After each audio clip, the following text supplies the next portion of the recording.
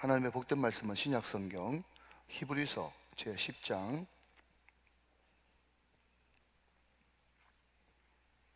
23절로 25절의 말씀 같이 보겠습니다. 네, 이 계시의 말씀을 같이 합독하실 때 살아계신 하나님의 음성을 들을 수 있기를 원합니다.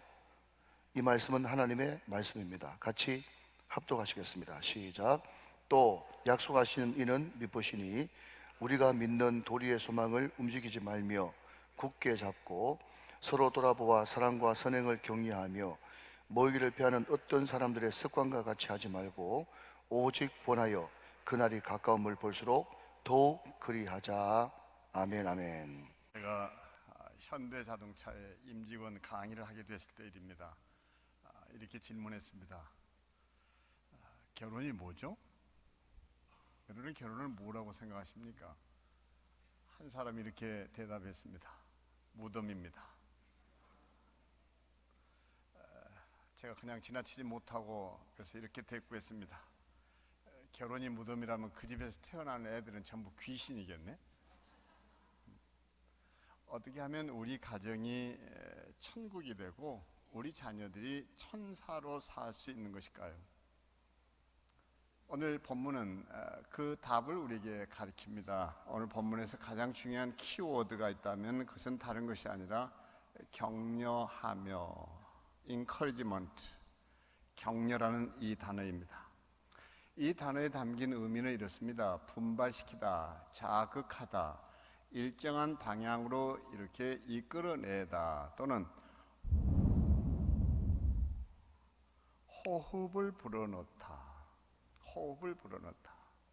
1000m 경주입니다. 아들이 9바퀴를 돌고 한 바퀴를 남겨놓은 채 마지막 트랙을 헐레벌떡 숨가쁘게 쓰러질 듯 뛰는 아들을 스탠드에서 지켜보고 있던 아빠가 견디다 못해 뛰어내립니다. 아들과 함께 뜁니다. 가만히 있지를 못합니다. 손을 마구 돌려댑니다. 됐다 뛰어봐라, 조금만 뛰어봐라. 손을 이렇게 마구 돌려대면 애가 빨리 달리는지 어떤지 몰라도 제가 볼 때는 정신이 헷갈릴 것 같은데, 그 아들 곁에서 아버지가 비명처럼 외치는 외마디 있어요. 아들아, 뛰어야 돼. 바로 저기야. 포기해서는 안 돼. 아빠가 내 곁에 있단다. 아들아, 뛰어야 해. 아들아, 뛰어야 해. 포기해서는 안 돼. 이것을 우리는 뭐라고 얘기하는가 하니 격려하고 얘기합니다. 로렌스 제이 크랩이 그래서 이렇게 말했습니다. 비록 우리의 삶이 거칠고 험할지라도 다른 사람이 더욱 훌륭한 삶을 살아내도록 돕는 표현의 일종, 이것을 뭐라고 얘기했는가? 격려라고 얘기했습니다. 우리가 가정생활하면서 이렇게 격려하고 살아야 할 이유가 있는 것일까요? 오늘 본문이 그 답을 줍니다. 23절입니다. 같이 한번 들여다봅니다. 또 약속하신 이는 미쁘시니 우리가 믿는 도리의 소망을 움직이지 말고 굳게 잡아. 우리가 성경을 읽을 때마다 놓쳐서는 안 되는 것이 있습니다. 뭘까요? 오늘 본문이 말하는 하나님은 어떤 분이실까? 하나님의 속성, 하나님의 사역, 하나님의 성품, 여기에 주목해야 합니다. 하나님의 성품, 하나님의 속성, 하나님의 사역이 뭘까? 그런데 여기 약속하신 이는 미쁘시다. 미쁘시다는 말의 의미가 뭘까요? 그분은 약속한 것을 반드시 신실하게 정확하게 변개치 아니하시고 지켜내시는 분이십니다. 이것이 신실의 의미입니다.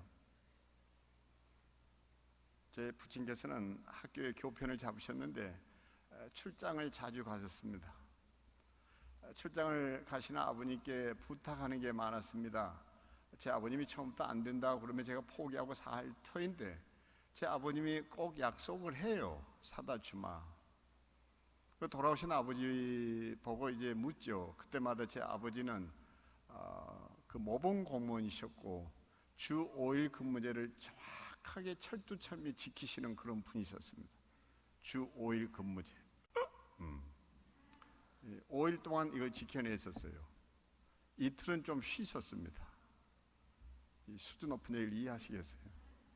술이 약간 이렇게 거나하게 해가지고 이제 하고 들어서시는 아버님한테 그 그 어떻게 됐냐 그러면 제 아버님이 늘상 하시는 소리가 이랬습니다. 그 장사 그 죽어버리고 없더라. 우리 아버지는 출장만 가셨다 그러면 한 명씩 죽여놓고 오셨어요. 아주 자잘한 것 같지만요, 이런 것을 우리는 신실하다고 할 수 없어요.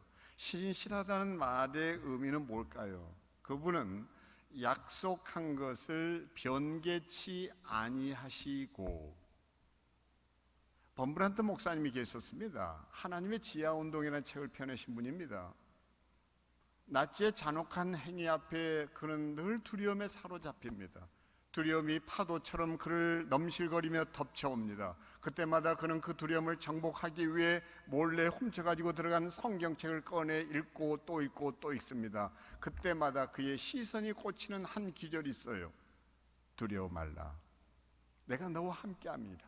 두려워 말라, 나는 너의 하나님이 됨이니이다. 그는 그 말씀을 붙잡고 하루하루 그 두려움을 정복해 갑니다. 그리고 그가 그 두려움을 이제 넘어서 그 두려움에서 벗어나게 된 어느 날, 하나님은 도대체 이 말씀을 왜 이렇게 자주 되풀이 반복해서 이야기해야 하는가? 자신이 밑줄까지 그어가며 읽었던 그 약속의 말씀을 숫자로 헤아려 보기 시작합니다. 그러던 범브란트 목사님은 놀랍니다. 무려 그 약속의 말씀이 성경에 정확하게 356번 기록되어 있다는데 말입니다. 범브란트 목사님은 이렇게 고백합니다. 하나님께서 매일같이 두려움에 빠지지 않도록 하루에 한 번 걸로 이렇게까지 정확하게 말씀해 주셨다는 거예요. 여기까지는 얼른 공감이 가는데, 범브란트 목사님의 질문은 이렇게 시작됩니다. 1년은 365일인데 웬 356번? 그가 한 고백이 뭔 줄 아세요? 하나님께서는 4년마다 한 번씩 돌아오는 윤년까지 헤아리셔서 그 단 하루도 자신의 친백성들이 두려움에 빠져 허우적거리는 것을 용납할 수 없었다는 것입니다. 여러분은 어떤 약속을 붙잡고 사십니까? 그게 여러분의 믿음의 분량입니다. 믿음의 길입니다. 믿음의 넓이입니다. 믿음의 높이에요. 믿음의 깊이에요. 어떤 약속의 말씀을 붙잡고 살아갑니까? 저는 우리 성도들에게 늘 요구하는 거 있습니다. 눈을 뜨자마자 첫 입술의 고백이 뭐냐고요. 첫 입술의 고백이 뭐냐고.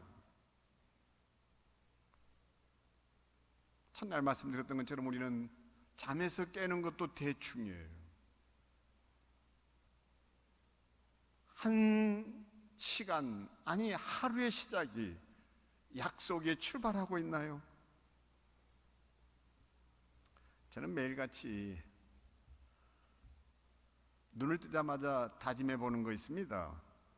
가시에 찔리지 않는 바람처럼, 바람 소리에 놀라지 않는 숲속의 사자처럼, 사자의 매서 눈초리에 두려워 않는 엄마 품에 안긴 아이처럼 살아보리라. 생각해 보세요. 바람이 가시에 찔려 피를 철철 흘리는 거 본 일 있나요? 아니면 그 바람이 가시에 걸려 허우적거리는 거 본 일 있나요? 자유로운 영혼으로 그렇게 살 수 있다면 얼마나 좋을까요? 눈치 보지 않고. 욥기를 보면요, 두 개의 시선이 있어요. 욥의 친구들은 욥을 바라봅니다. 하지만 욥의 시선은 친구들을 바라보는 게 아니에요. 하나님을 바라봅니다. 그게 욥기예요. 두 개의 시선. 하나님 앞에서 자유로우면요, 누구에게 얽매일 필요 없어요. 거기다 숲속의 사자가 먹이 사냥을 위해서는 뛰지만 바스락거리는 낙엽 소리에 놀래 도망치듯 뛰는 것, 어디 숨기 바빠서 뛰어가는 거 보신 일 있으세요? 그렇게 좀 용맹스럽게 살아볼 수는 없는 걸까? 기죽지 않고. 거기다 엄마 품속에 안겨 잠든 아이가 사자의 매서운 눈초리 두려워하는 거 본 일 있으세요? 왜 이렇게 나는 늘 쫓기고, 디트리 본 회프가 고백했던 것처럼 오늘은 이런 사람이고 내일은 저런 사람이고 도대체 나는 누구일까? 불안, 초조, 근심, 걱정, 좀 평화롭게 살아볼 수는 없을까? 근데 아시는 대로 아무리 위대한 사람이라도 산은 타고 넘어요. 결국 걸려 넘어지는 것이 뭐냐면 돌뿌리예요.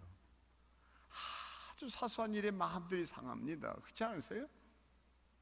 괜히 SNS에 나는 글 하나 올렸다가 누군가 비난하고 나면요, 아주 기분이 그냥 울적해지고, 뭐 저런 자식이 있어, 뭐. 그 평가 앞에 나도 모르게 그냥 쫄아들죠. 그렇지 않나요? 여러분 얘기 아니에요, 제 얘기예요.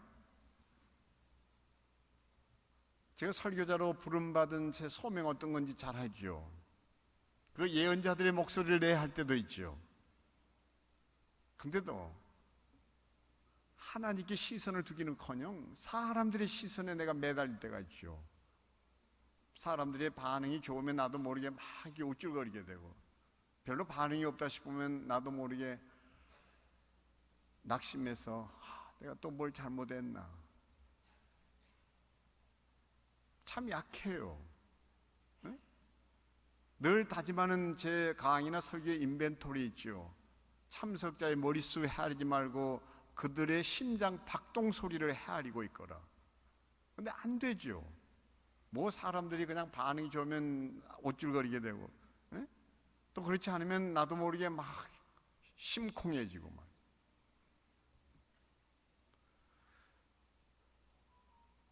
그러다가 진짜로 설교에 죽을 쓴 날, 저 뒤에서 교인들 대해 인사하는 시간처럼 괴로운 시간이 없죠. 그럴 때는 조용히들 그냥 설교자의 안타까운 심정 헤아려서 수고했습니다, 감사합니다, 안녕히 계세요, 그러고 가주면 얼마나 좋아.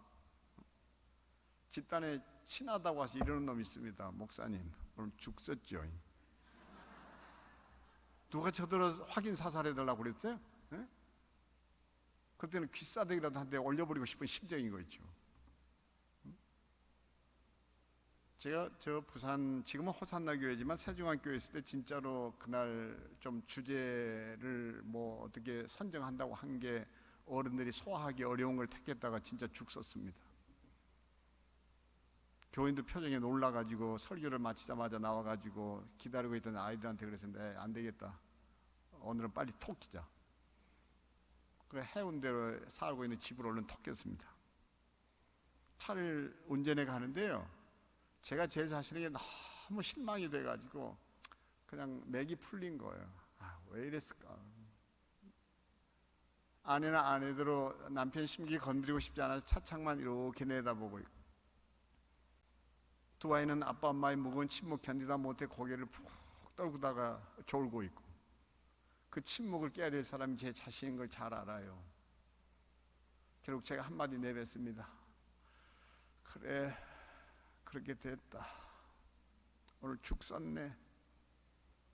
근데 그 말이 떨어지자마자 아내가 이러더란 말이죠. 여보 왜 그래? 어? 죽도 죽나름이지 깨죽은 괜찮잖아? 응? 죽도 죽나름이지 깨죽은 괜찮잖아? 그 한마디가 오늘 본문에 보시는 대로 믿는 도리의 소망을 움직이지 말고 굳게 잡아 흔들리는 그 마음을 다시 소망에 붙잡아 매는, 이게 뭔가니 격려라는 것입니다. 이게 격려다.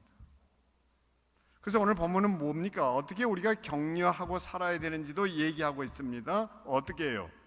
서로 돌아보아 사랑과 선행을 격려하며, 서로 돌아보아 사랑과 선행을 격려하며. 근데 우리는 이 본문을 예사롭게 볼 수가 있는데요, 여기 돌아보다라는 이 단어를 주목해야 합니다. 이 단어는 딱 한마디로 말하면 어떤 단어일까요? 그 사람에 대한 깊이 있는 생각에 기초하여, 이런 말입니다. 3장 1절에 깊이 생각하라, 이 단어와 같은 용법, 같은 의미로 사용되고 있습니다. 내가 누군가를 돌아본다라는 말은 사치스러운 언어 유희가 아니에요. 그 사람의 고통이 내 아픔이 됩니다. 그의 시련이 내 눈물이 됩니다. 그래서 내 마음속에 끌어오는 깊은 공감, 그 긍휼의 마음으로 그와 하나 돼서 그에게 건네는 따뜻한 말 한마디, 이게 문관이요, 돌아본다는 말이에요. 학교 다닐 때 우수상 다 받아보셨죠? 우수하다는 말의 그 수는 빼어날 수입니다. 우자가 뜻밖에도 사람 인변에 근심하다는 거예요. 사람을 근심하는데 빼어난 사람이 우수한 사람이에요. 한 엄마가 홀로 아이를 키우는데 먹을 것이 떨어지고 너무 비난합니다. 결국 엄마가 먹은 것이 없으니까 젖꼭지는 말라 비틀어지고 아이는 젖을 빨다가 막 앙탈을 부립니다. 그런 아이를 보고 있던 엄마가 견디다 못해 아이를 업습니다. 그리고 포대기로 묶고는 슈퍼를 찾습니다. 슈퍼에 가서 여러 분유통을 봅니다. 그리고 분유통 하나를 딱 집어가지고 계산대 위로 가지고 올라가요. 계산대 위에 올리는 순간 그 슈퍼의 주인이 이렇게 말합니다. 16,000원입니다. 그 순간 그 부인의 얼굴이 하얗게 변합니다.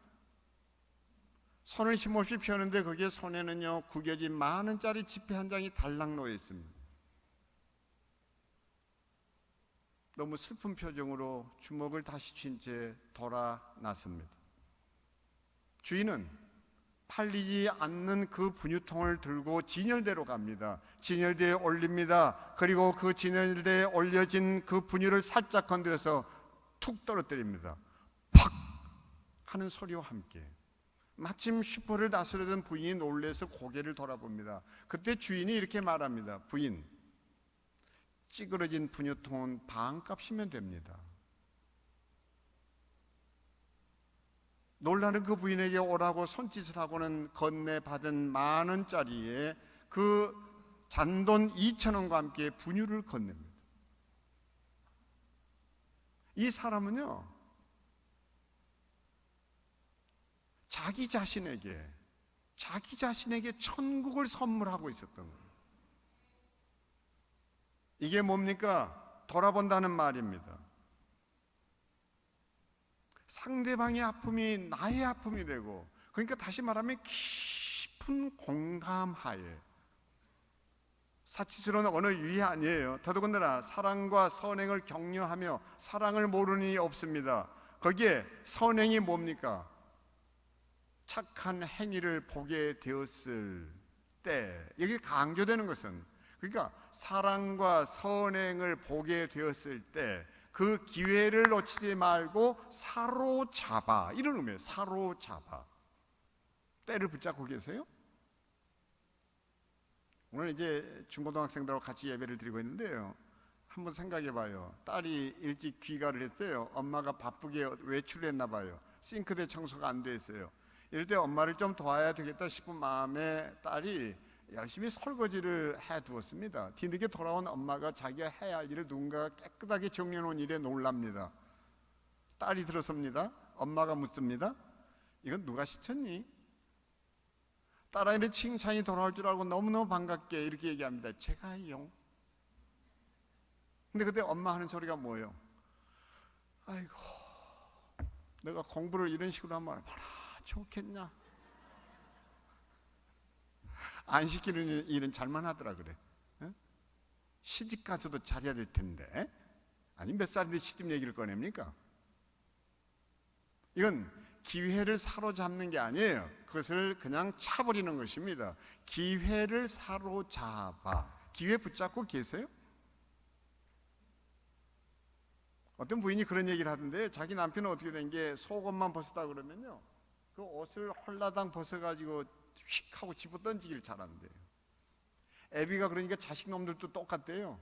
양말, 속옷 막 그렇게 해서 너부러져 있는데 그 부인은 자기가 그게 싫다는 거예요. 에? 어떻게 하면 저 버리장머리를 좀 고칠까 그러다가 도무지 안 되니까 환경 개선을 하겠다고 빨래 바구니를 사가지고 군데군데다 놓았어요. 거기다만 좀 집어넣어 달라는 거였어요. 근데 안 한 것보다 못하게 됐다는 거예요. 그걸 갖다 집어 던지는데요, 어떤 거는 들어가고 어떤 거는 이렇게 걸쳐 있고, 응? 너무 속이 상해가지고 식탁에 앉아서 먼 산을 쳐다보면서 참 고약한 것들, 그러면 저것들을 어떻게 고치지 그러고 있는데, 남편이 부인이 있는 것도 의식을 못한 채 옷을 벗더니 휙 집어 던지는데요, 그게 그 시간에 하필 쏙 들어갈 게 뭐예요? 부인이 기회를 놓칠세라 이렇게 한마디 한 거예요. 여보, 당신 실력 대단하다고. 어떻게 그걸 거기다 집어였느냐고. 와, 놀랍네. 그 한마디 했을 뿐인데 남편에게 큰 변화가 왔다는 거예요. 집어 던지는 것은 안 변하는데, 집어 던져서 안 들어가면 집어다가 들어갈 때까지 던지고 있다는 거예요. 응? 기회를 붙잡고 계세요? 뜻밖에도 이쯤에서 우리가 이제 좀 구별하고 지나가야 될 게 있는데요, 이 격려란 단어의 개념인데, 이 격려는요, 칭찬과 차이가 있어요. 칭찬은 성공했을 때 주어질 수 있습니다. 하지만 격려는 되려 실패했을 때 주어집니다. 거기다가 칭찬이 때로 상대방을 조절하기 위한 목적을 가지고 사용된다면 격려는 있는 그대로 상대방이 되어주는 행위입니다. 거기에 어떤 보상도 주어지지 않습니다. 칭찬이 행위에 초점을 맞추는 것이라면 격려는 행위자에게 초점을 맞추게 됩니다. 칭찬은 언제나 더욱 잘해야 한다는 강박관념을 심을 수 있습니다. 하지만 격려는 있는 그대로 자신이 수용됐음에 대한 신뢰와 믿음이 자리 잡게 됩니다. 칭찬은 상대적이에요. 격려는 절대적이에요. 칭찬은 일을 기준합니다. 격려는 사람을 기준하게 됩니다. 때문에 너무 칭찬에만 길들여진 자녀들은 정서적 절름발이가 되기 쉽습니다. 하지만 격려는 한 인간으로서의 가치와 자아, 존중감을 느끼게 해요. 내가 어떤 존재인지. 장한 나양을 발굴했던 첼로 계장 무스티슬라프 로스트로포비치가 있었습니다. 저도 이 이름 외운다고 많이 힘들었어요. 무슨 놈의 이름이 이렇게 길어요? 근데 어느 날 조영창이 선생에게 와서 이런 얘기를 합니다. 너무 반가운 소식이었어요. 선생님, 제가 이달의 음악가가 됐어요. 이달의 음악가가 됐다는데 얼마나 대단한 일이에요. 칭찬이 응당 돌아올 줄 알았어요. 근데 선생은 아니에요. 이렇게 말해버립니다. 이봐, 그건 불행일세. 조영창이 깜짝 놀라요. 무슨 이런 일이 있나 말이죠. 근데 그때 조영창이 어깨를 툭 건드리면서요, 선생님이 던지는 한마디가 이것입니다. 이봐, 자네는 이달의 음악가가 아니라 올해의 음악가여야 해. 자네는 이달의 음악가에 만족하면 안 돼. 자네 역량은 더 크고 더 큰 거야. 자네는 이달의 음악가가 아니라 올해의 음악가여야 해. 그래서 그의 재질을 인정하고 그를 붐업 해주는 것, 이것이 뭔가 하니 격려하는 거예요. 격려하고 계세요?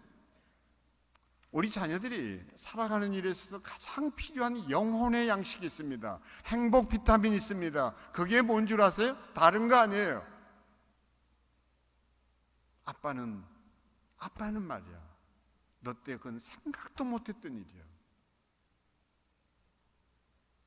어쩌면 그런 기발한 생각을 해내니. 그래서 아버지는요, 3C로 살아가야 돼요. 자녀의 발달 단계를 따라서요. 자녀들이 초등학교를 다니고 청소년 시기를 갖기 전까지 아빠는요, 코치여야 합니다. 그러니까 코치는요, 코칭을 해요. 예를 들면 이 젊은 친구들은 잘 모르겠지만은 요즘 야구 선수들이 아닌 이전에 프로야구가 막 출발했을 때 거출한 헐크가 있었습니다. 이만수 선수의 삼성의 홈런 왕이에요. 제 친구입니다. 근데 제가 시카고에 살고 있을 때 이제 시카고에 또 런너 코치로 왔거든요. 타격 코치. 그 코치라는 뭔가 아니요, 선수들에게 이래라 저래라 하는 게 아니에요. 딱 한마디로 얘기하면요, 스윙이면 스윙에 대해서 이제 폼을 이렇게 코치를 해 줘야 됩니다. 롤 모델이 돼야 돼요. 그러면 그대로 따라합니다. 그러니까 아빠의 언어가 아이들의 언어를 결정짓습니다. 아빠의 습관이 자녀들의 습관을 결정짓습니다. 청소년 시기까지 아버지는 코치예요. 그러나 이제 청소년 시기에 들어서면 그 코치하고 있으면 안 돼요. 카운셀러가 돼야 합니다. 이때 카운셀링이에요. 그들의 고뇌에, 그들의 고민에, 그리고 그들이 무엇에 관심이 있는지 그 말에 이제는 귀를 기울여야 합니다. 입을 닫아야 돼요. 들어줘야 돼요. 근데 여전히 말을 합니다. 그러면 청소년들은 아빠를 꼰대라고 그럽니다. 저는 제 아버지가 아주 막 성인이 되고 내가 아이들의 아버지가 될 때까지 그 하는 잔소리를 못 견뎠어요. 안 들려요. 진짜 안 들려요. 초등학교 교장 선생 출신이라 6남매 형제들이 모이면 우리 아버지는 늘 그랬어요. 교탁에서 그 아침 조리하듯이 또 여러분께서 해야 됩니다. 자식들도 우리 아버지는 또 여러분이에요. 한참을 이렇게 말씀하시다가 마지막으로 아무도 마지막이 아닌 걸 알아요. 서로 막 6남매 그 형제들이 뭐 이렇게 눈치만 살핍니다. 마지막으로 몇 번 이게 돌아가고 나서 마지막 하시는 게 있어요. 끝으로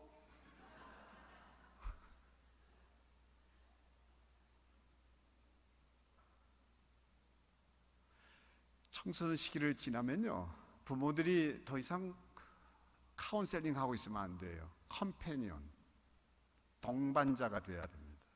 동반자가 돼야 돼요. 이게 아버지의 변화예요.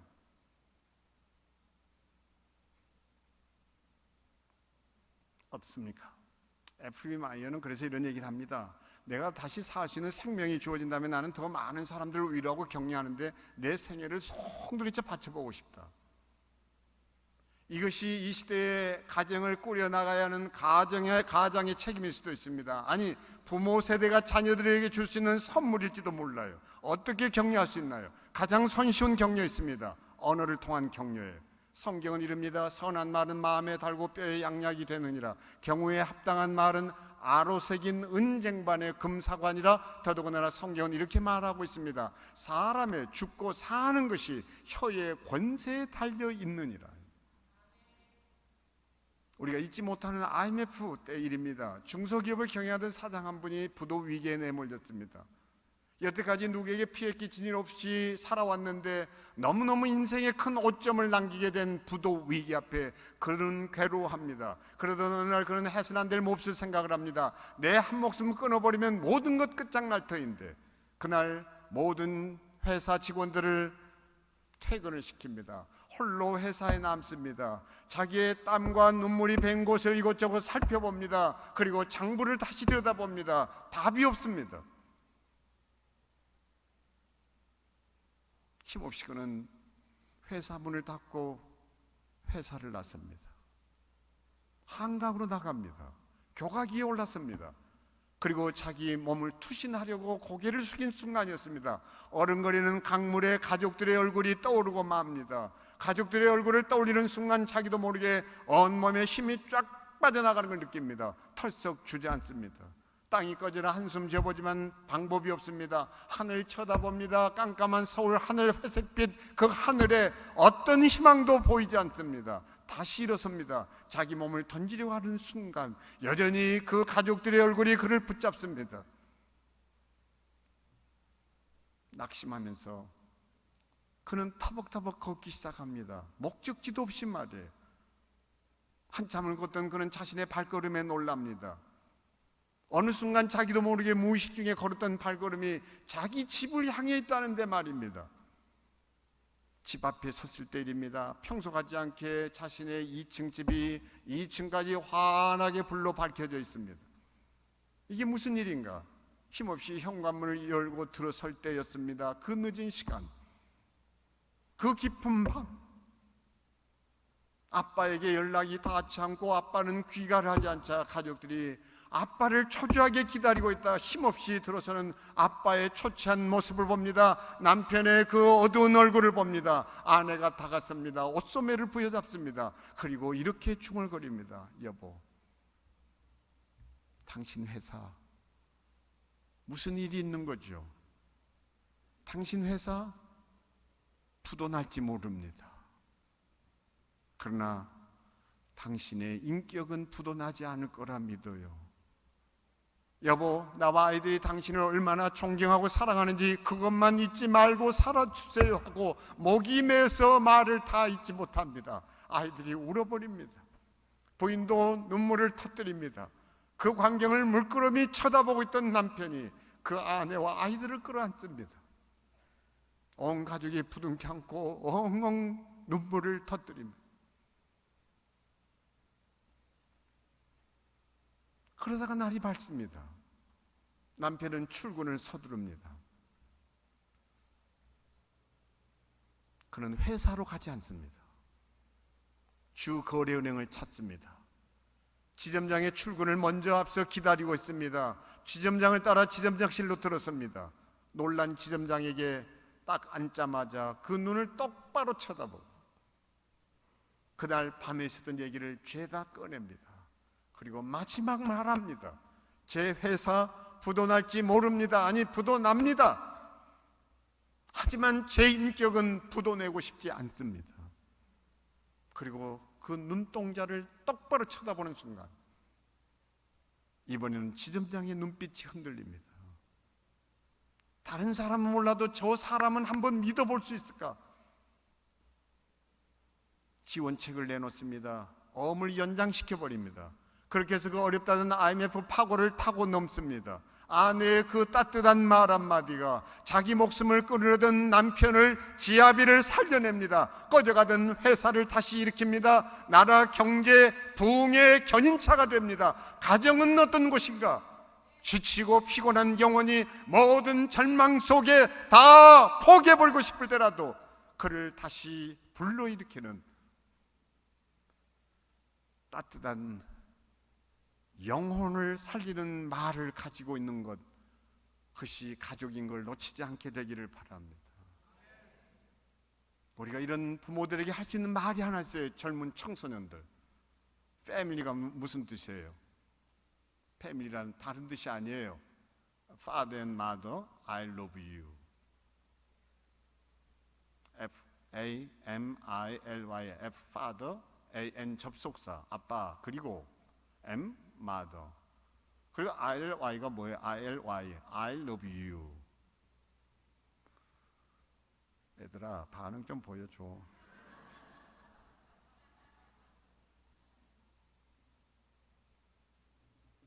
늘 그런 고백하니?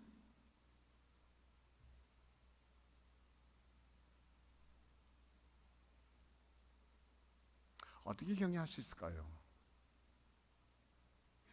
앞에서는 송 목사도 좌절 많이 합니다. 안타까워하기도 합니다. 괴로워도 합니다. 잠 못 이루는 밤도 있습니다. 늘 부도 위기에 내몰리기도 합니다. 교회야 부도가 없겠지만요, 저희 같은 NGO는 그렇지가 못해요. 내가 앵벌인가 자괴감에 빠질 때도 있습니다. 아프지요. 근데 포기할 수 없는 제 삶의 이상이 하나 있습니다. 뭔지 아세요? 제 어머니의 눈물의 기도예요. 자식들 도예지 다 남겨놓고 시골만을 전전하셔야 했던 아버지 때문에 자식들에 대한 그리움을 이겨내지 못하고 끝내 일찍 신앙에 귀의하셨고, 교역자도 없는 시골교회 새벽종을 치시면서 그 마을의 새벽을 깨우셨던 종직이 내 어머니. 그 어머니의 새벽마다의 눈물의 기도를 생각할 때면 다른 사람은 실망시켜도 내 어머니만큼은 실망시킬 수 없다는 생각에 나도 모르게 두 주먹 불 끄지고 소리지죠. 어머니! 어머니! 어머니! 조금만 더 기다려봐요. 조금만 더 기다려봐 주세요.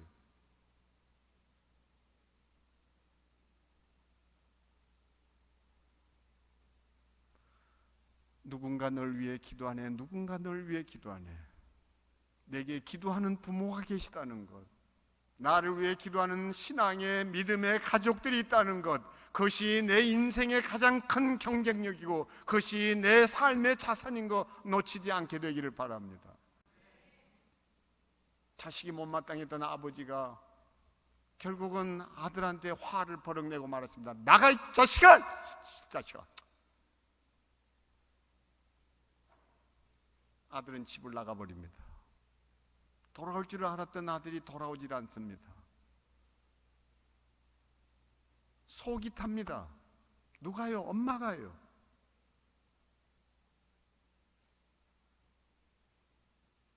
친구들 집에 연락을 해보지만 소식을 할 수가 없습니다. 하루 이틀 시간이 흐르기 시작합니다. 결국 그 부인이, 엄마가 남편 잠 안 깨우고 싶어 잠든 새벽에 아파트 베란다로 나섭니다. 발코니 말이에요. 그 추운 겨울에 거기에 무릎을 꿇고 흐느끼기 시작합니다. 하나님 아버지, 내 아들 돌려주세요. 내 아들 잘못 없어요. 내 아들 좀 돌려주세요. 서럽게 울기 시작합니다. 언제 아들이 돌아올 줄 몰라 반쯤 열어놓고 잠들었는데 그날 그 늦은 밤 아들이 자기 방에 들어와 잠이 들었다가 흐느끼는 소리에 또 둘이 싸웠나 귀를 틀어막지만 흐느낌 소리는 더 깊어만 갑니다. 이게 뭐야? 이러고는 문을 열고 나와봤더니 검은 그림자가 어른거립니다. 그 베란다에 어머니가 웅크리고 거기에서 홀로 울고 있단 말이에요. 이게 뭐야? 길을 갖다 댔는데 흐느낀 가운데 들려오는 말이 하나 있습니다. 저 아이 잘못 없어요. 저 아이 잘못 없어요. 주님, 내 아이 좀 돌려주세요. 내 아이 좀 돌려주세요.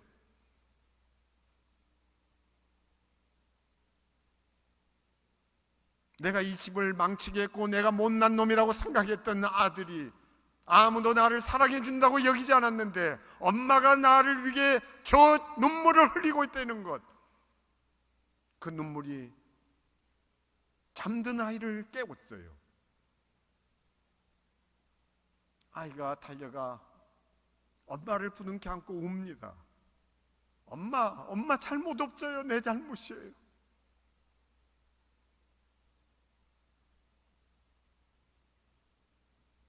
기도하고 계세요? 어떻게 격려할 수 있을까요? 오늘 본문이 이렇게 말합니다. 마지막 절입니다. 모이기를 피하는 어떤 사람들의 습관과 같이 하지 말고 오직 권하여 그날이 가까움을 볼수록 더욱 그리하자. 격려 중에 격려가 어떤 건 줄 아세요? 격려 중에 격려는 오늘 본문이 이렇게 얘기합니다. 펠로십, 교제라고요. 누구하고 교제하고 계세요? 여러분이 아팠을 때, 여러분이 힘들어할 때, 어두운 밤길 걸을 때 다가와 말없이 터벅터벅 걸어줄 친구들 구해 놓으셨나요? 저는 정말 좋아하는 말씀 하나가 있습니다. 두 사람이 한 사람보다 나으면 저희가 수고함으로 좋은 상을 얻을 것입니다. 혹시 저희가 넘어지면 하나가 그 동물을 불러 일으키려니와 홀로 있어 넘어지고 붙들어 일으킬 자가 없는 자에게는 화가 있으리라. 두 사람이 함께 누우면 따뜻하겠거니와 한 사람이면 어찌 따뜻하랴. 한 사람이면 패하겠거니와 두 사람이면 능히 당하나니 삼겹줄은 끊어지지 아니하느니라. 삼겹줄 공동체. 저는 대학에 있으면서 이제 신입생들 오리엔테이션에 자주 제가 근무했던 안양대학 신학대학원이나 숭실대학 말고도 이제 이것저것 신입생 오리엔테이션에 자주 불려다녔는데요. 가서 제가 했던 얘기 하나 있었습니다. 너희들 4년 동안 말이다 투자하는 돈이 얼마인지 아니? 근데 그 엄청난 돈을 쏟아붓고 너희가 정말 힘들었을 때 달려와서 너희들의 속사정 털어놓을 교수 한 명 얻지 못하고 떠난다면 너는 실패한 거다. 4년 동안 지식 정보만 얻어 가지 말고 네 인생의 멘토를 찾아내라. 평생 너가 나눌 수 있는 친구를 얻어라. 그게 대학 생활이다. 여러분에게 그 좋은 친구 있어요? 여기 청소년 여러분, 여러분의 인생에 좋은 코치 선생님이 있어요? 여러분이 돌봐준 친구가 있고 여러분들이 힘들어할 때 다가와서 그 모든 아픔을 같이 나누며 울어줄 친구 있나요?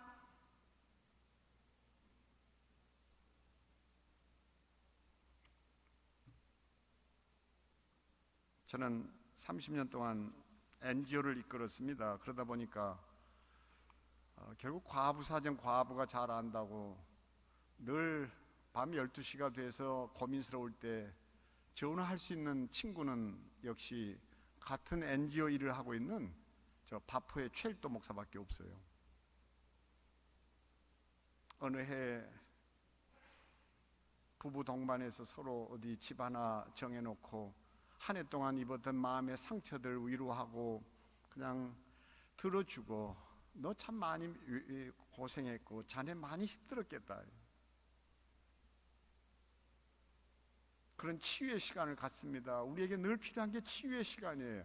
하루의 상처를 씻어내는 치유의 시간, 그걸 겹겹이 쌓아놓으면 안 돼요. 만성병 돼요. 매일 치유의 시간 필요해요. 아니 1년에 한 차례 한 해를 돌아보며 아팠던 것들 다 씻어낼 치유의 힐링 타임이 필요해요.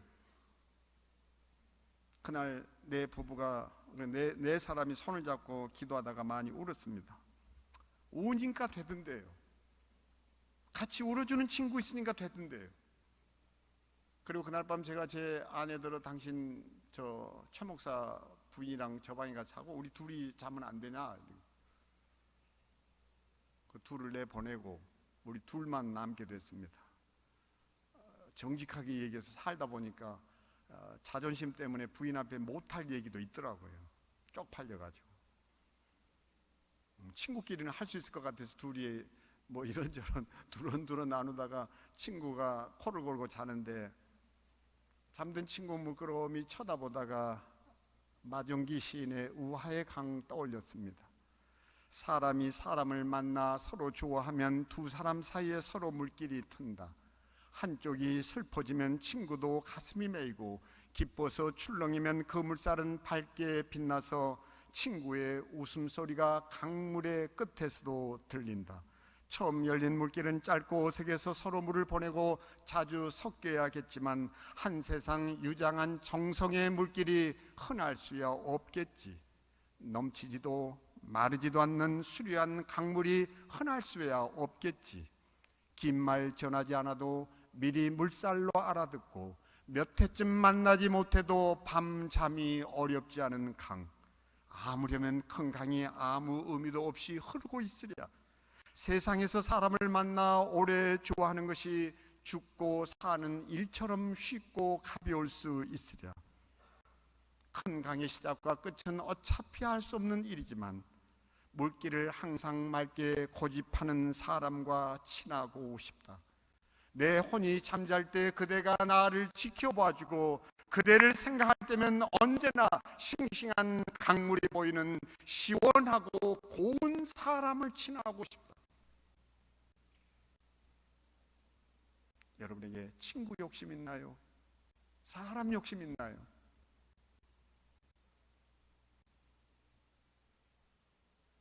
살아가는 우리 청소년 여러분, 이런 기도 한번 드려보세요.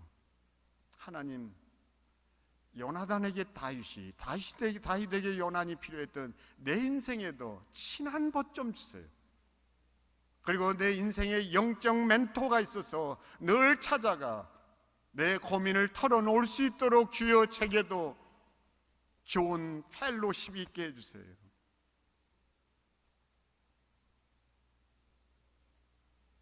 여러분의 가족들은 어떤 분의 주치의를 모시고 삽니까? 영적 주치의 말이에요. 예수님께서 사랑하시는 가족이 있었습니다. 나사로의 가족이었어요. 재난이 닥쳤을 때 가장 먼저 SOS를 칠 수 있는 그런 주치의가 여러분에게 있나요?